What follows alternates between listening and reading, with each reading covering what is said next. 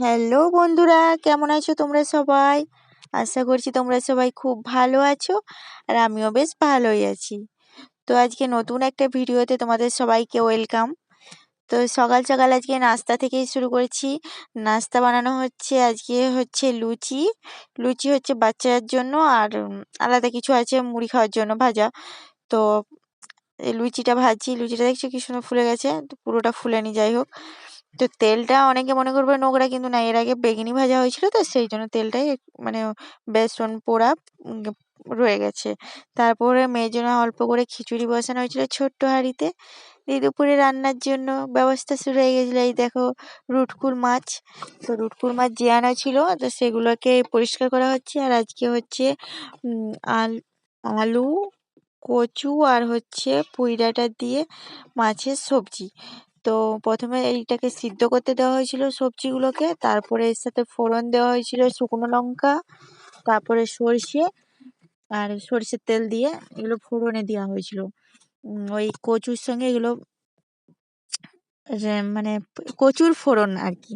তো যাই হোক, এর সাথে মাছ কয়েকটা ছিল, ওই যে মাছগুলো পরিষ্কার করা হয়েছিল সেই মাছগুলো, রুটকুল মাছ। তো সেগুলো পরিষ্কার করে এর সাথে ভেজে নেওয়া হচ্ছিল। মাছগুলো ভেজে গেছে দেখতে পাচ্ছ। এরপর দেওয়া হয়েছিল হলুদ, লঙ্কা, জিরে মশলা। আর তার সাথে গেছিল পেঁয়াজ আর হচ্ছে সর্ষে বাটা। তো ভালো করে এটা মাছের সঙ্গে কষিয়ে নিতে হবে মশলাটা। তারপরে ওটা মানে কচু আর ডাঁটাটা সিদ্ধ করে ডাঁটাটা দিয়ে দিলেই আমাদের তৈরি হয়ে গেল কচু আর পুঁই ডাঁটার চচ্চড়ি। তো যাই হোক, সবজিটা খেতে দুর্দান্ত ছিল। যারা কচু খাও তারা ট্রাই করে দেখবে, সবজিটা খুব সুন্দর হয়। তো দেখতে পাচ্ছ তরকারিটা কি সুন্দর কালার এসছে আর খেতেও খুব সুন্দর ছিল। তারপরে বাজার থেকে এনেছিল আজকে মাছ, রুই মাছ। তো সেটা একটু ধুবো বলে নিয়ে এসেছি কুঁবারে। তো মাছটা খেতে খুব সুন্দর ছিল আর মাছটা মানে পুরো একদম জ্যান্ত মাছ ছিল। মাছটা দুর্দান্ত ছিল আর ফ্রেশ ছিল মাছটা, আজকেরই কাটা মাছ। তো সেজন্য আর মাছ ধুতে আমার খুব ভাল লাগে আর মাছ কিনতেও আমার খুব ভালো লাগে, তাজা মাছ এরকম। তো আমার মাছ ধোয়া কমপ্লিট আর ভাজাও হয়ে গেছে দেখতে পাচ্ছ। তো এই যে আজকে মাছে হচ্ছে আলু টমেটো দিয়ে মাছের ঝোল বানানো হবে, সেই জন্য মশলাও বাটা হয়ে গেছে। তো মাছের ঝোলটা আমার ফুটে গেছে দেখতে পাচ্ছ, কত সুন্দর কালার একটা এসেছে। এখন এক এক করে মাছগুলো ঝোলের মধ্যে দিয়ে দিই, তাহলে রেডি মাছের ঝোল। তো মাছটা আজকে খুব সুন্দর ছিল, সেজন্য মাছের ঝোলটা বলো মাছটা খেতে বলো দুর্দান্ত হয়েছে। মাছের স্বাদ থাকলেই মাছের ঝোল অটোমেটিকই সুন্দর হয়ে যাবে, তাই না? তো আমার মাছের ঝোল রেডি। এক কড়া মাছের ঝোল, মাছ শুধু মাছের ঝোল এক কড়া না, মাছ সমেত এক কড়া। তারপরে কেটে রাখা ধনেপাতা দিয়ে নামিয়ে নিলাম। দেখতে পাচ্ছ মাছটা কি সুন্দর রান্না হয়েছে। তো যাই হোক, আজকে শীতে প্রথম এই যে ধনেপাতা আজকে দেখলাম, মানে এবছর প্রথম ধনেপাতা দেখলাম বাড়িতে।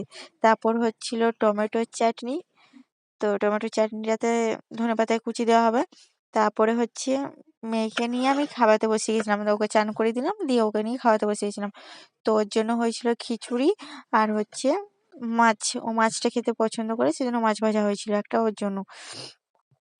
তো তারপরে কিছু সবজি এসেছিল বাজার থেকে, তো সেগুলো গুছিয়ে নিচ্ছিলাম। দিয়ে আমি আমার নিজের পেট পূজার জন্য খাবার বাটা শুরু করে দিয়েছি। দেখতে পাচ্ছ এক এক করে নিয়ে নিচ্ছি। আজকে যেহেতু কচুটা আমার খুব ফেভারেট, আর মাছ মেশানো হয়েছিল বলে স্বাদটা আরো দ্বিগুণ হয়ে গেছিল। তো চলো আমি ঝটপট করে আমার খাবারটা খেয়ে নিই।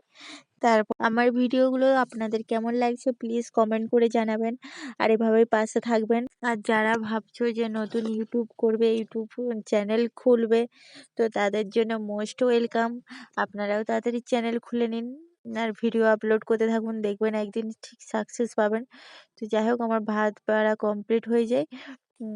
এবার খেতে বসতে হবে তাড়াতাড়ি, খুব খিদে পেয়ে গেছে। সকালে অল্প নাস্তা করি, তারপর কিছু খাইনি, ভাবলাম একবারে চান করে খাবো, সেই জন্য খাওয়া হয়নি। তো এই যে আমার থালি রেডি। কচুটা মেন। দুপুরে চান টান করে খেয়ে দিয়ে ঘুমিয়েছিলাম, দিয়ে বিকেলবেলা অল্প এদিক ওদিক ঘোরাঘুরি করলাম। তারপর রাত্রেবেলা আজকে বাড়িতে হচ্ছে দেশি মুরগি, তো বাড়িতেই মারা হয়েছিল দেশি মুরগিটা।